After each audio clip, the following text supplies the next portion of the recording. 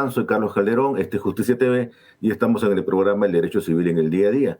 Y hoy nos acompaña el profesor Luis Alfaro, profesor universitario, docente, escritor de diversos libros de derecho y amigo. ¿Cómo está usted, profesor Luis Alfaro? Estimado doctor, muy buenas tardes.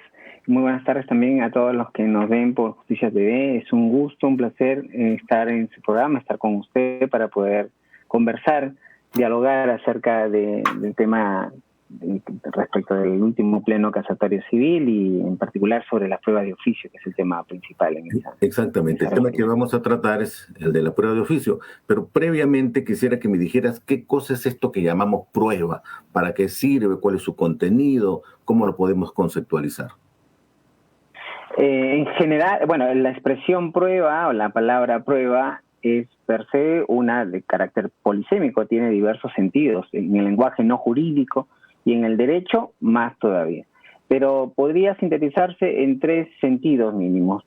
Se ha dicho, y esto lo ha mencionado Tarufo varias veces, pero múltiples autores dan cuenta de que se puede entender como prueba cuando se hace alusión al conjunto de elementos de juicio presentados por las partes para demostrar sus hechos, sus hipótesis. En este sentido, se identifica la prueba como medio, como herramienta, como instrumento para este propósito.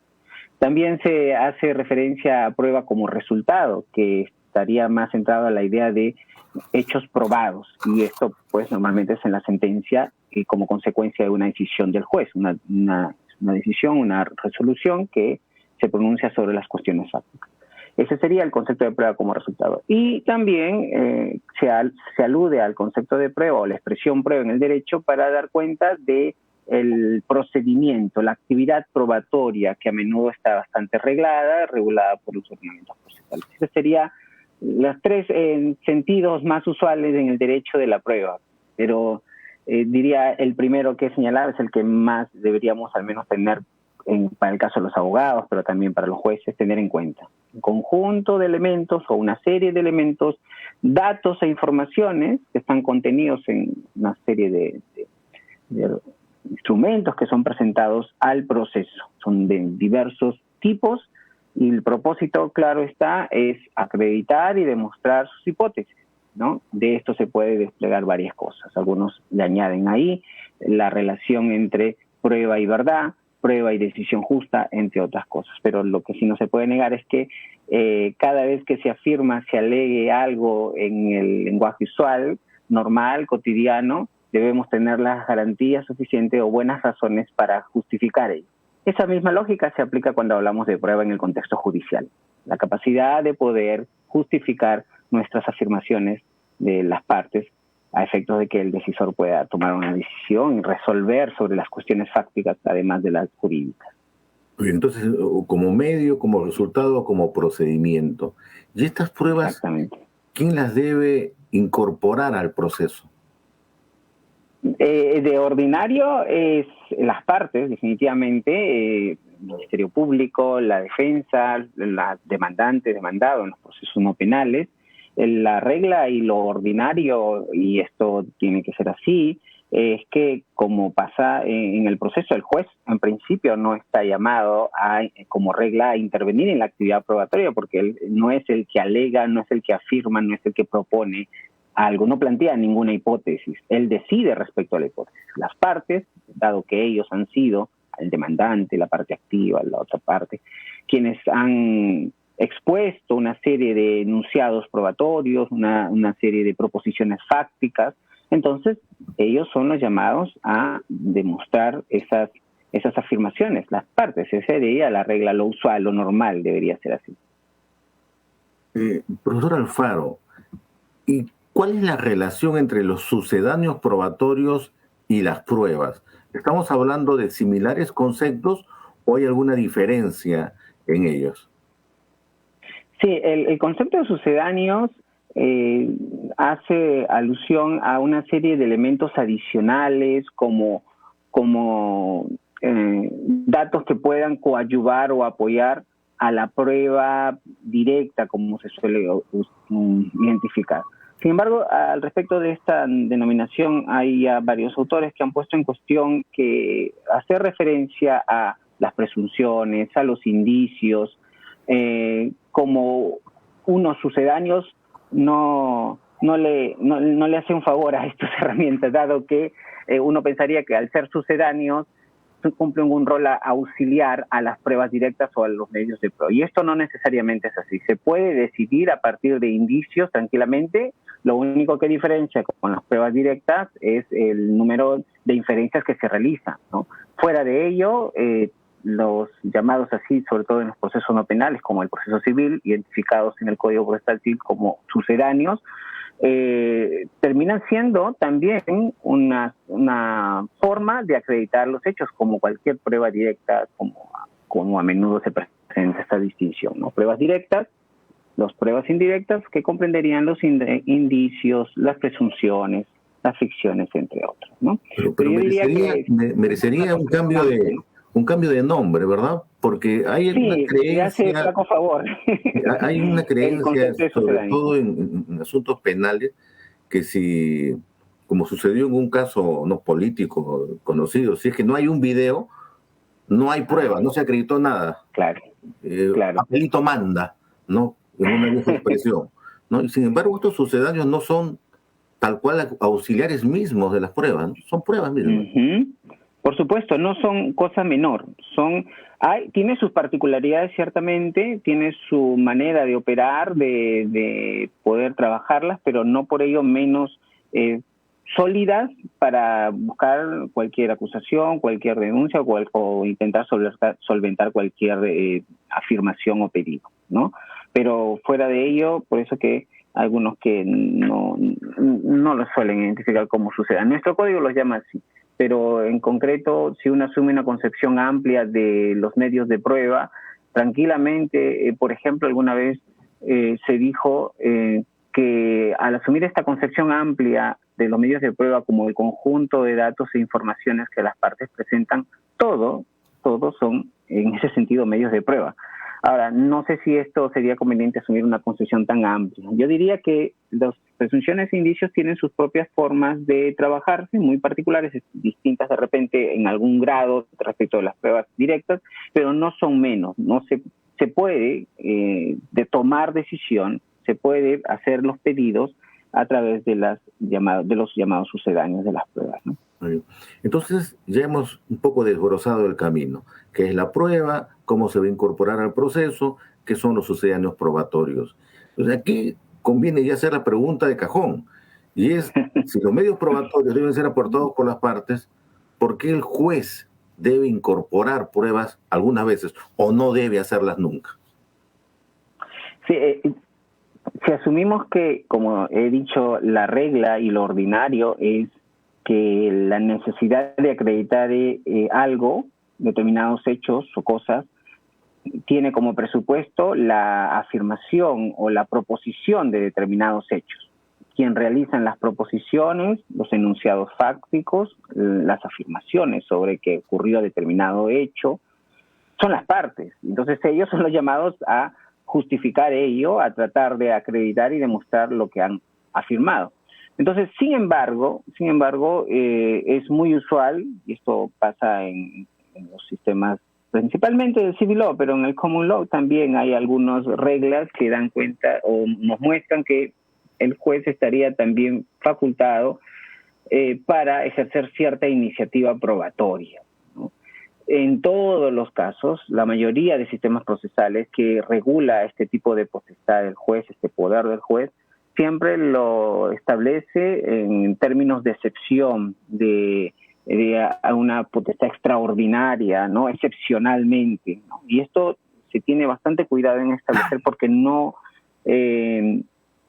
lo que se reconoce al juzgador, desde mi punto de vista, es, en todo caso, cierta iniciativa probatoria en términos de que no debería incorporarlos de manera unilateral, excluyente, a la participación de las partes. Esto es una de las decisiones más importantes y siempre excepcionales que el juez debe tomar, extraordinarias, no debe ser como parte de un momento normal del todo procedimiento, no. Yo diría que deben ser los menos, pero en caso que así lo fuese, lo curioso es que el hecho de que la mayoría de sistemas procesales le atribuyen al juez este poder es porque entienden que no es una potestad, aunque así llamada de oficio, no es excluyente a la participación de las partes para tomar esta decisión, ¿no? Entonces, de este modo se intenta, pues, tener una ejercicio del poder probatorio del juez. No es que sea una prueba que le pertenezca al juez, hablando de términos, llamarle prueba de oficio también, como alguna vez he puesto en cuestión, no le hace tampoco mucho favor a este tipo de poder del juez. Lo que es, en realidad, es un ejercicio de una potestad y un poder excepcional, extraordinaria. Fuera de ello, siempre debe ser dialogado, puesto en ejercicio del contradictorio, etcétera, y de este modo, pues, podría resultar compatible y menos riesgoso a algunas garantías procesales, que es las que siempre pueden finalmente estar afectadas, ¿no? Esa es la idea de que los sistemas procesales le reconozcan a los jueces en mayor o menor grado ciertas potestades probatorias, que no es otra cosa que nuestra conocida prueba de oficio, ¿no? Luis, vamos a hacer acá un pequeño corte. Después de este corte, quisiera hacerte algunas preguntas sobre el 10º pleno casatorio y algunas de las reglas allí establecidas. Volvemos. Perfecto. Entonces en breves minutos.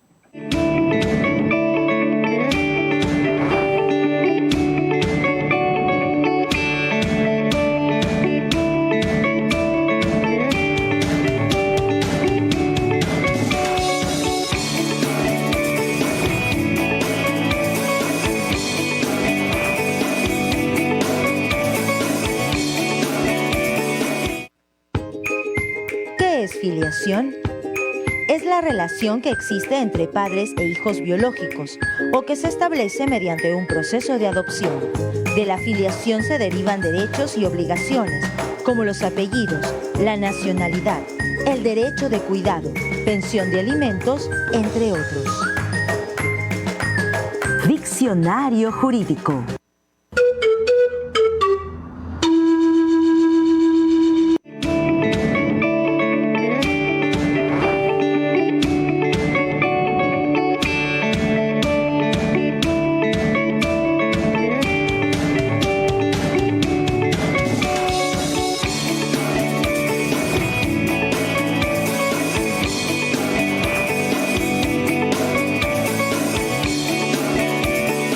Regresamos, amigos, estamos con el profesor Luis Alfaro y estamos hablando sobre el 10º pleno casatorio civil. Y sobre ese punto, Luis, has hablado de este poder, esta facultad excepcional que tiene el juez y que se la concede el 194 del Código Civil. ¿Estás de acuerdo con la primera regla establecida en el 10º pleno casatorio? En general, con la idea que subyace en la primera regla. Esto es que la Corte Suprema asume la posición de entenderla frente a la pregunta cuál es la naturaleza jurídica, si quisiéramos explicar esa primera regla, ¿no? Y responde diciendo, pues, que es una facultad discrecional, ¿no? Y no una obligación, no un imperativo. Ahora, lo que se puede entender, sin perjuicio que quizás hubiese sido interesante que la Corte Suprema, además de todo el desarrollo teórico que ha hecho ampliamente en esta sentencia, hubiese identificado una noción de facultad discrecional o deber o como una actuación imperativa. Esto ayuda mucho para poder entender el uso de las categorías, de los conceptos, ¿no? Pero no, entendería que las expresiones de facultad discrecional, deber, lo hace o se utiliza en un sentido más usual, no tan técnico ni filosófico de repente, que quizás se hubiese merecido para esclarecer el tema. Digo esto porque sí estoy de acuerdo que pueda concebirse como un poder respecto al cual el juez no estaría obligado ni vinculado como un momento más de todos los procedimientos judiciales, sino más bien estaría condicionado a una serie de circunstancias, una serie de supuestos que le permitirían recién ejercer esta iniciativa. Ahora, el hecho de que se le reconozca como una facultad discrecional, sin perjuicio de lo que podamos discutir que entendemos como facultad, si es que esta expresión hubiese sido, no es muy usual digamos, a utilizarla para dar cuenta del poder del juez, sino más bien de las actuaciones entre privados, en fin. Pero lo que creo que sí se atina es decir a todos los jueces, a través de esta regla, que no están obligados en términos de utilizarlo en todos los casos. Y eso es por un lado, sino a partir de ciertas circunstancias. Por otro lado, sí. Sigue. Por supuesto. No, yo decía en términos de que ahora, la observación que se puede hacer esta primera regla es que, si bien durante todos los fundamentos la Corte Suprema asume una concepción epistémica, una justificación epistémica de los poderes probatorios, y entonces acepta que el ejercicio de esta potestad es en coherencia con la orientación del proceso y de las pruebas hacia la búsqueda de la verdad, del conocimiento de la verdad de los hechos, ¿no? Materia de lo pretendido. Entonces, si esto es así, claro, y ahí viene la pregunta, ¿no? Que esto es algo discrecional, es una facultad discrecional, porque si partimos diciendo, como la Corte Suprema lo hace en esta sentencia, en toda su argumentación, en varios momentos, que la prueba de oficios se ejerce en coherencia con este objetivo de la búsqueda de la verdad, que sería una forma de asumir una concepción o un modelo de proceso. Si esto es así, entonces, volviendo a la primera regla, uno diría que más bien parecería más un deber que una facultad, dado que siempre debe estar comprometido con la búsqueda de la verdad, si no carecería de sentido la prueba de oficio tal como lo ha planteado, ¿no? Eso es lo que quería agregar, este matiz que es importante, ¿no? Perfecto. Vamos a hablar sobre ese punto y el activismo judicial que podría engendrar esa idea, pero quisiera vincular su respuesta con la tercera regla. En la tercera regla se dan algunos supuestos. Hay prueba de oficio, pero esto es excepcional, tiene que ser pertinente, fuente de prueba, motivación, etc. Mi pregunta es la siguiente. Si un juez quisiera incorporar una prueba de oficio, ¿tiene que argumentar, motivar esta excepcionalidad, esta pertinencia, etcétera?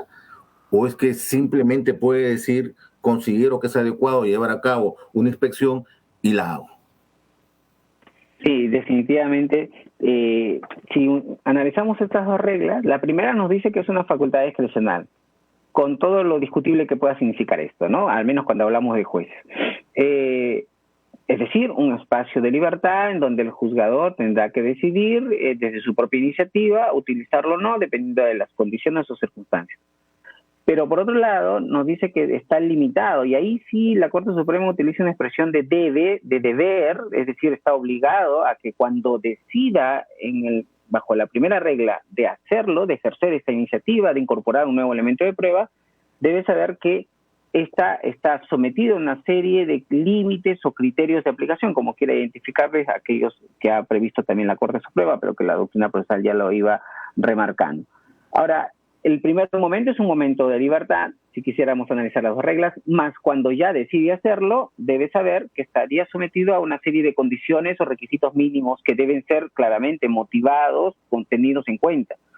Ahora, sobre esta última regla, es notorio que la exigencia que deben tener los jueces en cuanto a utilizar estas pruebas, pero como consecuencia motivar esta potestad, es bastante alta, ¿no? Se ha exigido o se ha planteado a la Corte Suprema bastantes requisitos. De algún modo ha reunido aquellos que se establecen en el Código Procesal Civil, ha sumado lo que la doctrina procesal también ha venido diciendo de hace un tiempo, y además aquellas situaciones que se han dado en la jurisprudencia, ¿no? Por ejemplo, este hecho de que solo debe resolverla o debe utilizarla en un solo momento, por ejemplo, ¿no? Y esto es claramente una incidencia de que en la práctica judicial muchas veces se utilizaba a cada rato y lo único que conseguía es pues generar una dilación del proceso. Entonces, yo diría que no es un problema que se establezcan limitaciones.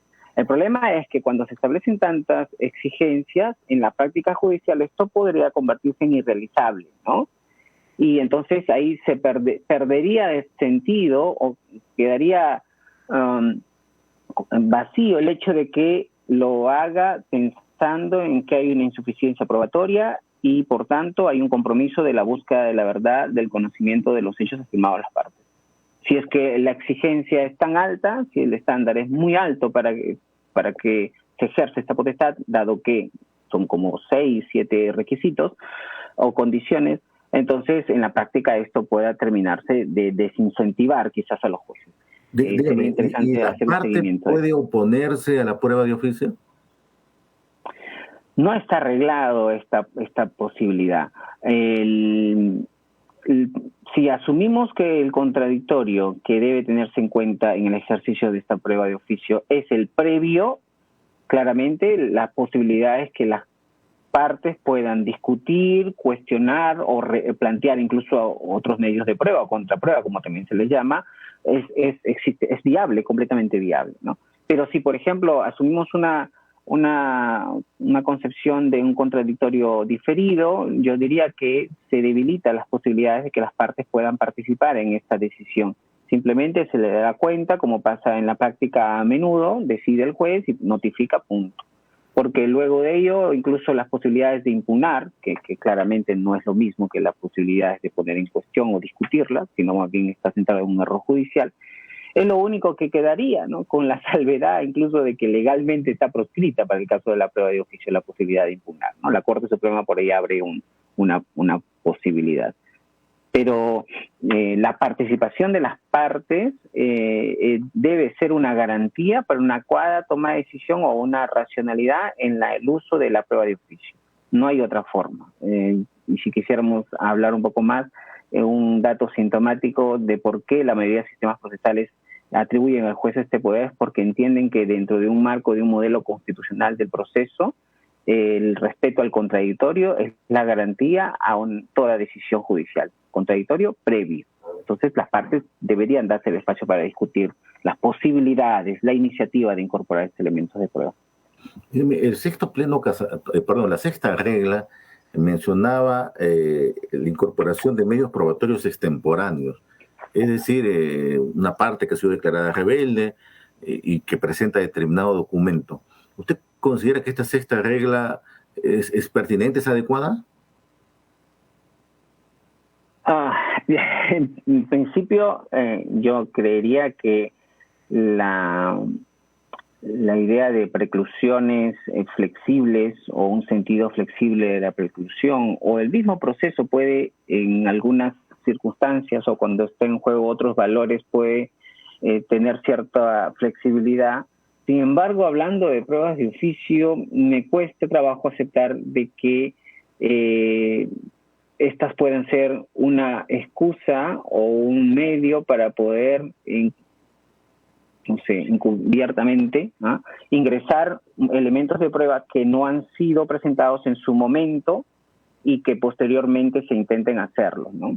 Entonces, en la jurisprudencia al respecto de la Corte Suprema he visto varios casos que en algunas ocasiones se ha aceptado y en otras no solo a nivel de Corte Suprema, sino también he tenido la experiencia de ser juez civil y he visto que los jueces bajo estos escritos de téngase en cuenta para mejor resolver o, en fin, téngase presente o algo así, y a veces los secretarios responden también de este mismo modo, téngase presente, y al final nadie sabe qué se va a hacer con estos medios de prueba, terminan a veces incorporándose o a veces de frente valorándose incluso, ¿no? Entonces, esta situación es la que la Corte Suprema ha intentado aceptarla y he visto que esta regla es planteada en términos de evaluará, ¿no? Revisará. Entendería que en estos términos no está obligado o no es que se le ha dotado el poder ahora para incorporarlo, sino que tendrá que examinar. Y esto puede entenderse como un juicio de ponderación, diría yo, o algún tipo de sentido. Lo preocupante es que quizá esto podría generar también un incentivo para que los abogados puedan guardarse sus medios de prueba y presentarlos después, dado que ya está esta regla y donde nos dice que pueden evaluar la posibilidad de incorporar medios de prueba de manera extemporánea, del rebelde, e incluso habiendo sido ya rechazados, declarados improcedente anticipadamente también, ¿no? Yo diría que por un lado estamos aquí de repente entre una asunción de una preclusión extremadamente flexible o simple y llanamente la no consideración a la regla de preclusión. Hay un sentido en la preclusión, ¿no? Seguridad jurídica, predictibilidad también. El penúltimo párrafo del 194 dice: en ninguna instancia o grado se declarará la nulidad de la sentencia por no haberse ordenado la actuación de las pruebas de oficio. Usted debe haber, no debe, usted conoce las sentencias de la Corte Suprema y encuentra se encuentran algunas resoluciones que se anula la sentencia de la Sala Superior o de primera instancia, señalando de que debe haber prueba de oficio. ¿Esto es correcto? ¿Estamos vulnerando el penúltimo párrafo del 194? Tanto es así, doctor, que incluso en el 10º pleno casatorio se declara nula. Entonces, claramente esto no es el proceder.